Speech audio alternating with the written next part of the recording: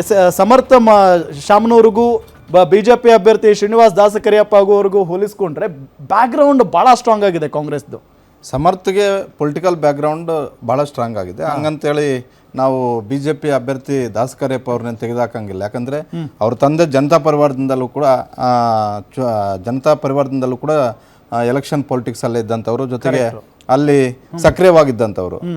ಈ ಬಾರಿ ಈ ಹಿಂದೆ ಹಲವು ಬಾರಿ ಲಿಂಗಾಯತ ಸಮುದಾಯಕ್ಕೆ ಟಿಕೆಟ್ ಕೊಡ್ತಿದ್ದಂತಹ ಬಿಜೆಪಿ ನಾಯಕರು ವಿಜೇಂದ್ರ ಸೇರಿದಂತೆ ವಿಜೇಂದ್ರ ಯಡಿಯೂರಪ್ಪ ಅವರ ಪಟ್ಟುಗಳನ್ನು ಕಲಿತೆ ಈಗ ರಾಜಕೀಯ ಮಾಡ್ತಿರುವಂಥದ್ದು.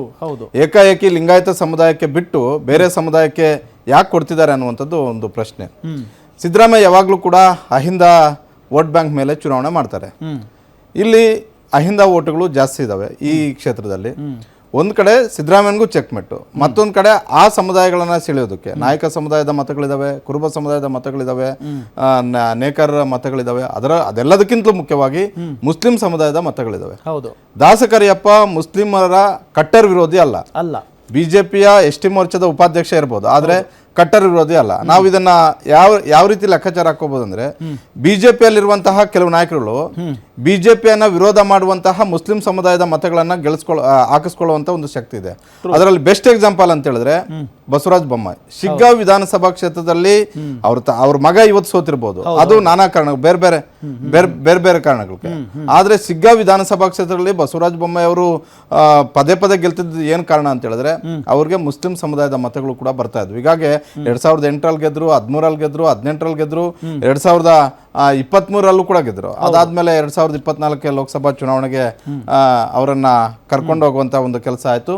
ಹೀಗಾಗಿ ಬಂದಂತಹ ಬೈ ಎಲೆಕ್ಷನ್ ಅಲ್ಲಿ ಅವರ ಮಗನನ್ನ ಸೋಲಿಸಿದ್ದು ಬೇರೆ ಲೆಕ್ಕಾಚಾರ. ಅಂದ್ರೆ ಅವತ್ತು ಕೂಡ ಮುಸ್ಲಿಂ ಸಮುದಾಯದ ಮತಗಳು ಶಿಗ್ಗಾಂವ್ ವಿಧಾನಸಭಾ ಕ್ಷೇತ್ರದಲ್ಲಿ ಬಸವರಾಜ ಬೊಮ್ಮಾಯಿ ಅವರ ಮಗನಿಗೆ ಬರ್ತಿತ್ತು.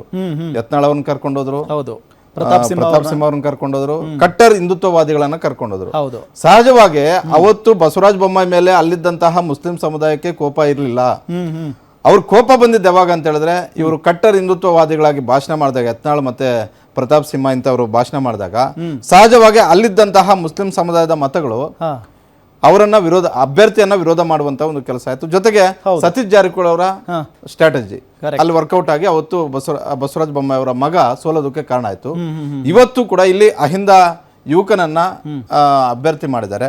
ಜೊತೆಗೆ ಅಹಿಂದ ಓಟುಗಳು ಕೈ ಹಿಡಿದ್ರೆ ಬಿಜೆಪಿ ಅಭ್ಯರ್ಥಿ ಗೆಲ್ಲಬಹುದು ಅನ್ನುವಂತ ಒಂದು ಲೆಕ್ಕಾಚಾರ.